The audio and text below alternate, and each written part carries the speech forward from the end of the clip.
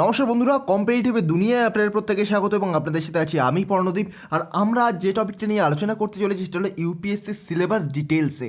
যারা বর্তমানে স্কুলে পড়ছে বা 11-12-এ পড়ছে, যাদের মনে রয়েছে যে এরপরে তারা ইউপিএসসির জন্য প্রিপারেশন নেবে, যারা college student first year, second year এবং থার্ড ইয়ারে পড়ছে, তারা ভাবছে যে এবার ইউপিএসসির জন্য প্রিপারেশন শুরু করবে, তাদের জন্য এই ভিডিওটা কিন্তু খুবই উপকারী হবে। তার কারণ হচ্ছে ইউপিএসসির সিলেবাস কিন্তু অতটা সোজা নয় যে আমরা একবার পড়েই সেটা অ্যানালিসিস করতে পারবো। তো সেটা কারোর যদি অ্যানালিসিস করে দেওয়া হয় সেটা অনেকটাই সুবিধা হবে এই সিলেবাসটা বোঝার জন্য। চলুন ভিডিওটা শুরু করা যাক। তার পূর্বে ছোট্ট একটি রিকোয়েস্ট, এগিয়ে চলো 2.0 এই চ্যানেলে জেনারেল সায়েন্সের প্রত্যেকটি লেকচার পাবেন এবং এগিয়ে চলো এই টেলিগ্রাম চ্যানেলে আমার প্রতিটি লেকচারের আপডেট এবং ইম্পর্টেন্ট পিডিএফ পাবেন, এবং দুটি চ্যানেলের লিঙ্ক আমি আমার ডেসক্রিপশন বক্সে দিয়ে দেবো। চলুন শুরু করা যাক।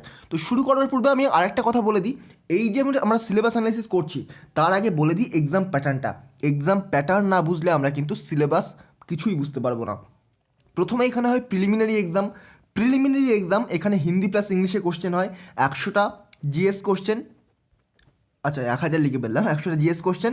তো যাই হোক, এখানে মিনিমাম কাট অফ 100-র কাছাকাছি যায়, 100 কোনোবার 100 যায়, কোনোবার 105 যায়, এরকম আশেপাশে কাট অফ যায়। তো সেটা মেজর ব্যাপার নয়। তো এরপরে একটা সিসার পেপার থাকে, সেটা ম্যাথ, ইংলিশ এগুলো টেস্ট করা হয়, জিআই টেস্ট করা হয়। তারপরে আসছে মেন্স পেপার।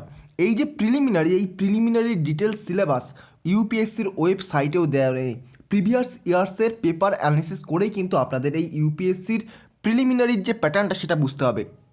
কিন্তু ইউপিএসসি মেন্সের যে সিলেবাস সেটা ইউপিএসসির ওয়েবসাইটে দেওয়া রয়েছে। কিন্তু এই যে সিলেবাসটা দেওয়া রয়েছে, যারা শুরু করছে, বিগিনার যারা স্কুলের স্টুডেন্ট, কলেজের স্টুডেন্ট, তাদের পক্ষে কিন্তু বোঝা একেবারেই সম্ভব নয় যে কী বলতে চাইছে। কারণ এত বড় সিলেবাস দেখেই তারা অনেকেই ভয়ে একেবারে অবস্থা খারাপ হয়ে যায়। তো এই যে মেন্স পেপার, এটা নিয়ে আলোচনা করবো, তারপরে থেকে ইন্টারভিউ, সেসব নিয়ে আমাদের আলোচনা করার বিষয় নাই। ইউপিএসসির প্যাটার্ন সম্পর্কিত আমার ভিডিও রয়েছে, সেটা আপনারা দেখে নেবেন। তো এখানে প্রথমেই থাকে একটি ল্যাঙ্গুয়েজ পেপার। ল্যাঙ্গুয়েজ পেপার বলতে আপনি যে ল্যাঙ্গুয়েজে বা আপনার আঞ্চলিক ভাষা, যেটা আপনি ধরুন বাংলায় ভিডিওটা দেখছেন, নিশ্চয়ই আপনি বাংলায় পরীক্ষা দেবেন, তাহলে বাংলা আপনার আঞ্চলিক ল্যাঙ্গুয়েজ, আপনি বাংলায় পরীক্ষাটা দিলেন। তারপরে একটা ইংলিশ ল্যাঙ্গুয়েজ, সবার জন্য এটা ম্যান্ডেটরি, সবাইকে দিতেই হবে। এই দুটো শুধুমাত্র কোয়ালিফাইং, এই দুটোর নেচার কোয়ালিফাইং। আপনারা যদি দুটোতে পাস করে যান ব্যাস, আর কিছু লাগবে না, এর নাম্বার কিন্তু কাউন্ট করা হবে না। এরপরে আসছে একটা এসএ পেপার, ওপরেই রয়েছে দেখুন এসএ পেপার।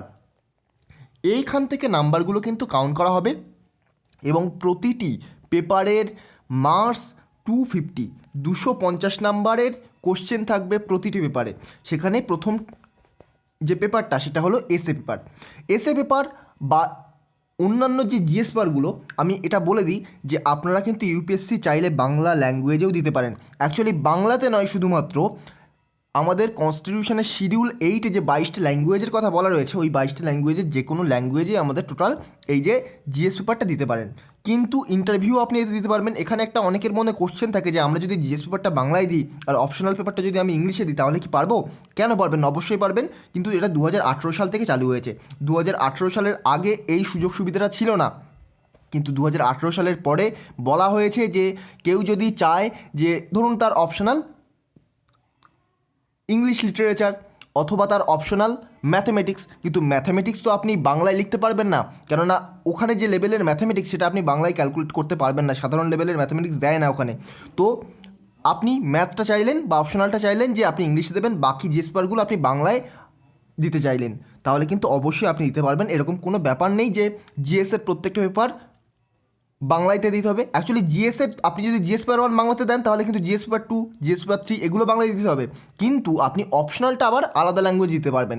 এই সুযোগ সুবিধাটা আছে 2018 সালের পর থেকে। তো এবার আমরা চলে যাব ডিটেলড অ্যানালিসিসে। প্রথমে যেটা রয়েছে দেখুন, প্রথম পেপার সেটা হচ্ছে পেপার 1 বা এসএ পেপার। এখানে এসএ পেপারে স্পেশালি কিছু বলে দেওয়া নেই, কিন্তু এসএ পেপারে কয়েকটি ইম্পর্টেন্ট জায়গা থেকেই কোশ্চেন আসে। যেমন ধরুন ওম্যান এম্পাওয়ারমেন্ট, মানে মহিলাদের কীভাবে এম্পাওয়ার করা যেতে পারে, তারপর environment related issue, social issue, এই টপিকগুলো থেকেই কিন্তু কোশ্চেন আসে, এর বাইরে কোশ্চেন আসে না।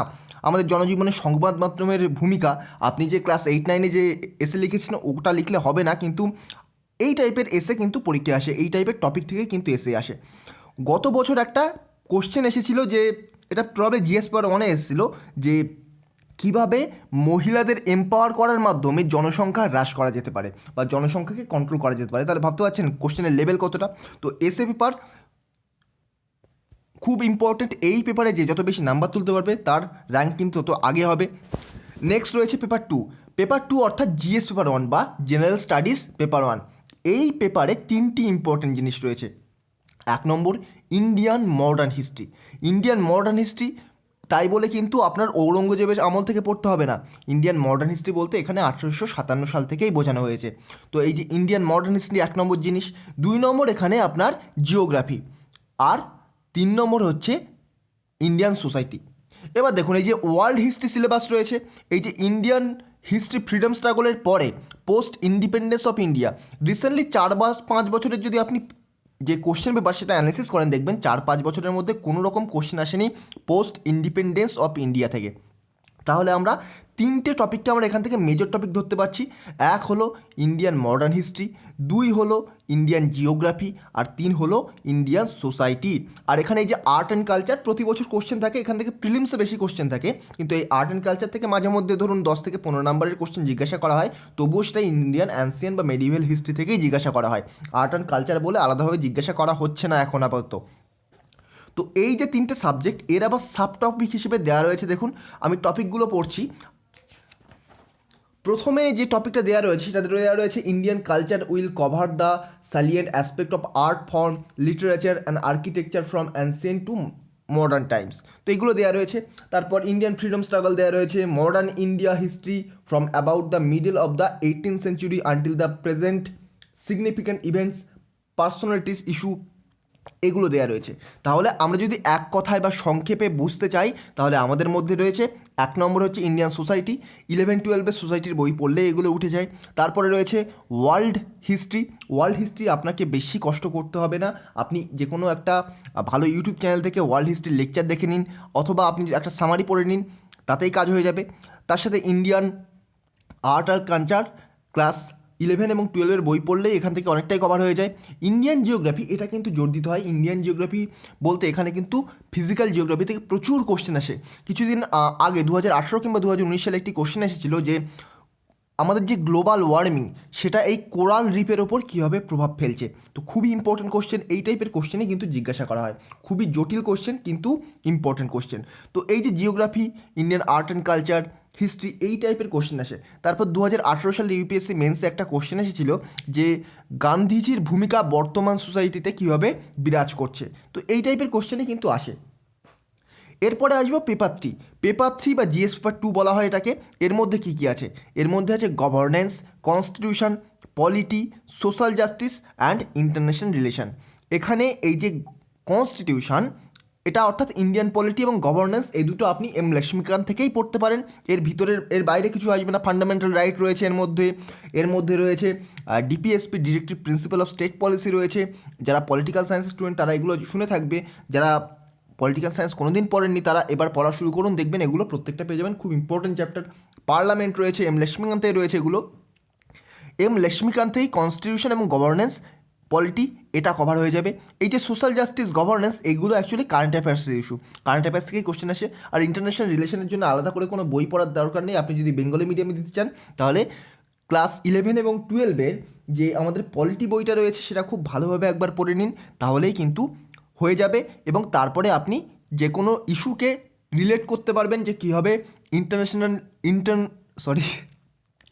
ইন্টারন্যাশনাল নিউজে কীভাবে একটা কান্ট্রি আর একটা কান্ট্রির দ্বারা প্রভাবিত হচ্ছে, কীভাবে ট্রেডগুলো একে অপরের সাথে রিলেট করছে। তো এগুলো পড়লেই কিন্তু আপনি ইন্টারন্যাশনাল রিলেশনটা বুঝতে পারবেন। তো নেক্সট এটাই রয়েছে, এই পেজটা ধরে ওই আমি যেটা বললাম টোটালটাই ওই পেজটাই আলোচনা করা রয়েছে, ওই একই জিনিস আলোচনা করা রয়েছে। তো রোল অফ ডেমোক্রেসি, তো এগুলো এখন আলোচনা করলে আপনি বুঝতে পারবেন না, আমি জাস্ট বলে দিলাম কোথা থেকে পড়বেন। ওগুলো পড়লে আপনি রিলেট করতে পারবেন যে আমি যেগুলো বললাম তার সাথে। তারপর রয়েছে পেপার 4। পেপার 4-এ অর্থাৎ কি জেনারেল স্টাডিজ পেপার 3। তো জিএস 3 পেপারে কী রয়েছে? এখানে রয়েছে science and technology, economic development, biodiversity, environment, security and disaster management. এখানে ফার্স্ট বলি টেকনোলজি। এটা টেকনোলজি নয়, শুধুমাত্র সায়েন্স অ্যান্ড টেকনোলজি। এই সায়েন্স অ্যান্ড টেকনোলজি মানে কিন্তু এই নয় যে আমি ক্লাস 9, 10, 11, 12-এর বই পুরো মুখস্থ করে গেলাম আমি অ্যান্সার করতে পারবো। অ্যাকচুয়ালি বলা হয় সায়েন্স অ্যান্ড টেকনোলজি ঠিকই, কিন্তু কোশ্চেন আসে current affairs related, DRDO related, DRDO কীভাবে আমাদের ইন্ডিয়াকে রিপ্রেজেন্ট করছে, ধরুন ইসরো কীভাবে রিপ্রেজেন্ট করছে, এগুলো আমাদের পড়তে হবে। এগুলো খুব ইম্পর্ট্যান্ট, কীভাবে অন্যান্য কান্ট্রির সাথে আমাদের ডিফেন্স এক্সারসাইজগুলো কন্ডাক্ট হচ্ছে, এগুলো জানতে হবে। নেক্সট দেখুন ইকোনমিক ডেভেলপমেন্ট। আমাদের এই যে ইউপিএসসি জিএস পেপার 3 বা পেপার 4-এ এখানে কিন্তু ইকোনমি বলে কিছু নেই, ইকোনমি বলে কোনো সাবজেক্ট নেই, এখানে রয়েছে ইকোনমিক ডেভেলপমেন্ট। এই ইকোনমিক ডেভেলপমেন্টের মধ্যে রয়েছে কীভাবে ইকোনমিটাকে ডেভেলপ করা যায়, তারপরে বিভিন্ন রকম ইনফ্রাস্ট্রাকচার রিলেটেড ইস্যু, তারপরে ইন্ডাস্ট্রি রিলেটেড ইস্যু, এগুলোই কিন্তু আমাদের পড়তে হবে ইকোনমিক ডেভেলপমেন্টে। তারপর রয়েছে বায়োডাইভার্সিটি, এনভায়রনমেন্ট, এটা শুধুমাত্র একটা এনভায়রনমেন্টের মধ্যেই কভার হয়ে যায়। আপনি যদি বাংলায় পড়তে চান এনভায়রনমেন্ট, তাহলে আমি একটা খুব ভালো বইয়ের নাম বলে দিতে পারি, ডক্টর অনীশ চট্টোপাধ্যায়ের সিবিসিএসের একটা বই রয়েছে, খুব ভালো বই। এটা পড়লে আপনার ডব্লিউবিসিএস ইউপিএসসির এনভায়রনমেন্টের সমস্ত টপিক কভার হয়ে যাবে। তার সাথে কিন্তু ডিজাস্টার ম্যানেজমেন্ট প্লাস বায়োডাইভার্সিটি দুটোই কিন্তু খুব ভালোভাবে কভার হয়ে যাবে। কিন্তু ওই যে ইন্টারনাল ইস্যু যেটাকে বলা হয় বিভিন্ন রকম, ধরুন যে মাওয়িস্ট চিন্তাধারা, তারপর এই রিলেটেড ইন্টারনাল সিকিউরিটি, এটার জন্য কিন্তু আপনাকে আবার ইউপিএসসির জন্য একটা আলাদা করে বই বার হয় অশোক কুমারের, আইপিএস অশোক কুমারের বই। ওই বইটা আপনাকে পড়তে হবে, খুব ইজি ল্যাঙ্গুয়েজে দেওয়া এবং খুব সুন্দরভাবে গুছিয়ে দেওয়া। ওই বইটা পড়লে কিন্তু আপনি বুঝতে পেরে যাবেন। তো এই হচ্ছে ডিজাস্টার ম্যানেজমেন্ট, এনভায়রনমেন্ট সিকিউরিটি। আর আপনি যদি এনভায়রনমেন্ট ইংরাজিতে পড়তে চান, তাহলে কিন্তু এনভায়রনমেন্টের বই রয়েছে, শঙ্কর আইএএসের খুব ভালো বই। তো এইগুলোই রয়েছে, এগুলোই ডিটেলসে বলা রয়েছে, আমি যেগুলো এতক্ষণ ধরে বললাম এগুলোই একটু ডিটেলসে বলা রয়েছে। নেক্সট রয়েছে পেপার 5, পেপার 5 বা জিএস পেপার 4 বলা হয়। এখানে 3টি টপিক রয়েছে, ethics, integrity and aptitude. Ethics actually Bangla করা হয় নীতিবিদ্যা, ইন্টিগ্রিটি সত্যনিষ্ঠা, অ্যাপটিটিউড এই টাইপের জিনিস রয়েছে। তো এটা আপনি মিনিমাম বেশি দিন লাগবে না, এথিক্স, ইন্টিগ্রিটি এবং অ্যাপটিটিউড কোনো স্টুডেন্টই কিন্তু এর পিছনে বেশি লেবার দেয় না, কিন্তু এখানে কিন্তু ভালো নম্বর ক্যারি করা যায়। আর খুব ইম্পর্ট্যান্ট একটা টপিক, আর এটা খুব ইজি জিনিস, আপনি জাস্ট একবার দুবার পড়ে নেবেন, বুঝতে পারবেন। ইউটিউবে যে কোনো ভিডিও দেখে নেবেন, অথবা বই পড়তে চাইলে লেক্সিকন বলে একটা বই রয়েছে, খুব ভালো বই এর জন্যে। আর এখানে কিন্তু কেস স্টাডি থাকে, আমি আমার চ্যানেলে 10টি ইম্পর্ট্যান্ট কেস স্টাডি নিয়ে আলোচনা করেছি। আপনারা ওই ইউপিএসসি কেস স্টাডি বাই এগিয়ে চলো বলে সার্চ করবেন, একদম যে প্লেলিস্টটা পেয়ে যাবেন, 10টা কেস স্টাডি নিয়ে আলোচনা করা রয়েছে। ওই 10টা কেস স্টাডি ভালোভাবে ফলো করবেন, তাহলে বুঝতে পারবেন যে কেস স্টাডি জিনিসটা কী জিনিস। 12 থেকে 13টা কিন্তু কেস স্টাডি জিজ্ঞাসা করা হয়, অ্যাকচুয়ালি 12 থেকে 13টা নয়, 120 থেকে 130, কোনো কেস স্টাডির নাম্বার থাকে 15, কোনোটার থেকে 10, এরকমভাবে কিন্তু 120 থেকে 130 নাম্বার কেস স্টাডি থেকে জিজ্ঞাসা করা হয়। তো কেস স্টাডি কিন্তু খুবই ইম্পর্টেন্ট আর খুব ইজি জিনিস। কেউ যদি কোনো দিন পড়াশোনা নাও করে থাকে, তা সেও কিন্তু কেস স্টাডির অ্যান্সার করতে পারবে, সে তার মেন্টাল অ্যাবিলিটিকে কাজে লাগিয়ে। তো এই হচ্ছে পেপার 5। তো এই ছিল টোটাল সিলেবাস। এগুলো দেখুন ওই একই জিনিস, অ্যাপটিটিউড, তারপরে এথিক্স আর ইন্টিগ্রিটি, এইগুলোর ডিটেলস সিলেবাস। এগুলো আমি জাস্ট আপনাদের মুখে বলে দিলাম, এগুলোই এখানে লেখা রয়েছে। আমি এর পিডিএফটা আপনাদের প্রোভাইড করে দেবো আমি আমার টেলিগ্রাম চ্যানেলে। টেলিগ্রাম চ্যানেলটা কি, এগিয়ে চলো, এই এগিয়ে চলো টেলিগ্রাম চ্যানেলে এই পিডিএফটা আমি প্রোভাইড করে দেবো। তো চ্যানেলটিকে সাবস্ক্রাইব করুন, আর ভিডিওটি যদি ভালো লেগে থাকে এবং এই ধরনের ভিডিও আরও পেতে চাইলে আমার চ্যানেলটিকে সাবস্ক্রাইব করে পাশে থাকা বেল আইকনটি প্রেস করতে ভুলবেন না। আজকের মতো গুড বাই, পরবর্তী ভিডিওতে আপনাদের সাথে আবার দেখা হবে। Thank you.